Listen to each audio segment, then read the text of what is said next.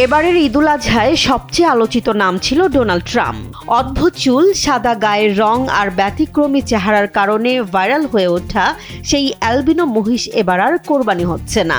স্বরাষ্ট্রমন্ত্রী সালাউদ্দিন আহমেদের হস্তক্ষেপে মহিষটিকে ফেরত পাঠানো হয়েছে নারায়ণগঞ্জের খামারে। ঘটনাটি নিয়ে সামাজিক যোগাযোগ মাধ্যমে আবার শুরু হয়েছে ব্যাপক আলোচনা। বুধবার গণমাধ্যমকে স্বরাষ্ট্রমন্ত্রী জানান, বিশৃঙ্খলার আশঙ্কা থেকেই কেরানীগঞ্জের ক্রেতাকে টাকা ফেরত দিয়ে মহিষটি আবার খামারে ফিরিয়ে নেওয়া হয়েছে। আপাতত সেখানেই বিশেষভাবে লালন পালন করা হবে ডোনাল্ড ট্রাম্পকে। তার এই বক্তব্যের পর বিষয়টি নতুন মাত্রা পায়। লোডশেডিং কিংবা ঘরের বাইরের তীব্র গরমে ওয়ালটন রিচার্জেবল ফ্যান থাকলে থাকবে শুধু বাতাস আর বাতাস। নারায়ণগঞ্জ শহরের পাইকপাড়ায় রাবেয়া অ্যাগ্রো ফার্মে জন্ম নেয়া এই বিরল অ্যালবিনো মহিষটির নামকরণও ছিল ব্যতিক্রমী। খামারের মালিক জিয়াউদ্দিন মৃধার ছোট ভাই মহিষটির চুল ও চোখের গঠন দেখে মার্কিন প্রেসিডেন্ট ডোনাল্ড ট্রাম্পের সঙ্গে মিল খুঁজে পান।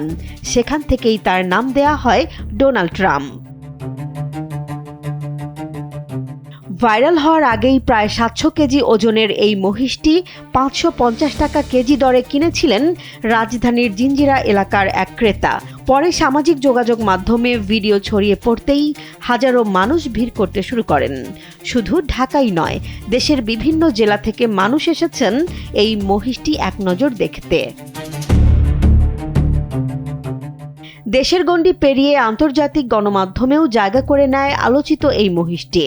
এএফপি, রয়টার্স সহ বিভিন্ন আন্তর্জাতিক সংবাদ মাধ্যমে প্রকাশিত প্রতিবেদনের পর আরও বাড়ে এর জনপ্রিয়তা। আর শেষ পর্যন্ত সেই ভাইরাল জনপ্রিয়তাই কোরবানি বন্ধের সিদ্ধান্তে বড় ভূমিকা রেখেছে বলে মনে করছেন অনেকে।